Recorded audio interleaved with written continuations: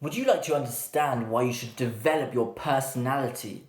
Then listen to this entire video. Now, why should you develop your personality? I think personal growth or character personality growth is the most valuable thing in life. Now, why would I say this? Well, if you've ever heard of the story of King Arthur and his Knights of the Round Table, then you may have heard of the so-called Holy Grail. Now, King Arthur is a story about a king, Arthur, and he has his associates, his knights, and they set off on an adventure to go and find the Holy Grail.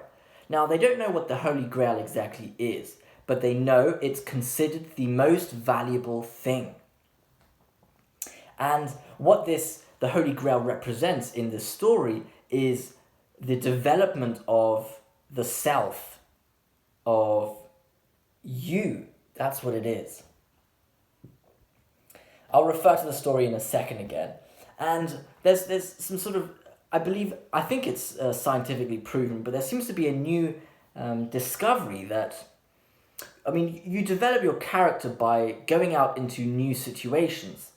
You get out of your comfort zone, and that makes you grow, and you'll become conscious of it. You'll recognize it when you go out into an unknown situation, one you've never experienced before, and afterwards when you reflect on it, you feel like you sort of extended yourself. You developed your personality. You became a better person. That's what it is. And what science seems to show is that we have, subsections of our DNA, and there are some sections which seem to be locked, and they are only unlocked when you go into a new situation and you place yourself in new stimuli, let's say, like a new environment, and then this DNA, which you beforehand didn't have access to, unlocks itself. That, I find, is a super cool idea. So if you go out and experience stimuli which you have not absorbed before, let's say, the determinants of your personality extend themselves. You become more whole. And that's a concept of, you may have heard of it before, it's like the wholeness of the self, or wholeness of your personality. And what that is I think, if you're fully whole, that's like the goal. That is the most valuable state of your personality. And that's like it's an image or an idea of what you could be, the wholeness. And when you're in that state, I think you're in this neutral energy where you are balanced. And this is sort of like it's a state where you have processed all your insecurities, your ego, and I think it's what Buddhism would consider enlightenment. It's a state of the absence of suffering. And I think in order to get there, an interesting way is to integrate the archetypes in your collective unconscious into the conscious mind. For example, the shadow, the anima, etc. These are both archetypes. I highly recommend looking into archetypes because there's a lot of archaic, potentially true, severely true information in these archetypes, which can enrich in your life and take you a step towards wholeness. And there's a concept in these archetypes that Carl Jung mentions this. He sort of considers the path of integrating the archetypes as the path of individuation. That's what he calls it, individuation. And the first step is as follows. It's integrating the shadow. Now, I've made another video on what the shadow archetype is in the past. I've made 2 videos, actually, so I suggest you look at them so you know what it is. But it's the animalistic instinct within you that wants to destruct yourself and destroy your environment and act out impulsive, animalistic, potentially, most likely evil behavior. And if we go back to the story of King Arthur, there's a point in the story where him and his knights, they locate the Holy Grail. And it seems to be I believe in a castle surrounded by a dark forest.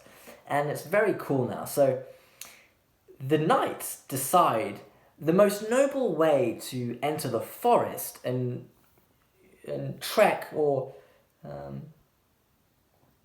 move towards the castle is at the point of the forest which seems darkest to each knight. So they split up and they decide to enter the forest which seems most frightening. And that is, I think, probably the first step of the wholeness endeavour. It is integrating the shadow. And that is, I think one can connect the shadow archetype with the darkest entry into the forest, because it is, both of these are, well, the archetype, let's say, it's something that is quite frightening to recognize within yourself, because nobody likes to see themselves as somebody who's capable of producing pure and utter evil. It's a frightening thing to look at yourself in the mirror and recognize and accept that, especially. But it seems to be the first step. Carl Jung states it's the first step in the path of individuation is the integration of the shadow.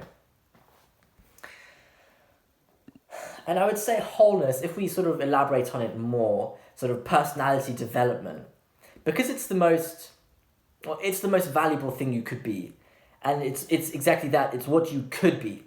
And I think everybody has that always hanging over their head, it's what they could be. And it's whenever you, like, I think people maybe potentially subconsciously know what they could be. And whenever you sort of regress away from that, that's quite painful to feel as a person. If you regress into bad habits, you're always taking a step away from that. And like, I think we know personality development and trying to become a whole person is the most valuable thing. And if you move away from it, that's quite painful. And I think it would also hurt your self-image or your self-confidence also to a degree, because you're maybe ashamed that you're not taking up the chance of developing yourself. But the thing is, developing yourself is quite a you would think, well, if it's the most valuable thing, why don't so many people set out on this endeavour? Well, if you realize the first step is integrating the shadow, then you understand why it's not frequently followed, let's say. But I would say there's this rule in life that there's nothing too good to be true. If there's something that appears too good to be true, it's simply probably not true. And enlightenment or wholeness of your personality, of the individual, seems awfully nice, but it doesn't come easily, or else everyone would do it. Yeah. Anyway, so that's why you should develop your personality, because it seems to be the most valuable thing. It's a bit hard for me to express or convey why. I don't think I've fully figured that out myself, but I think it appears to be the case. Based on archaic stories, I would say so. So unlock your DNA. Grow, go into new situations, set out on adventures. Yeah, I think that's very valuable. Okay, so thank you for listening to this video. Please give it a like and subscribe if you'd like to learn more about archetypes, personal development, and how to reduce the suffering in your life. Thank you for listening.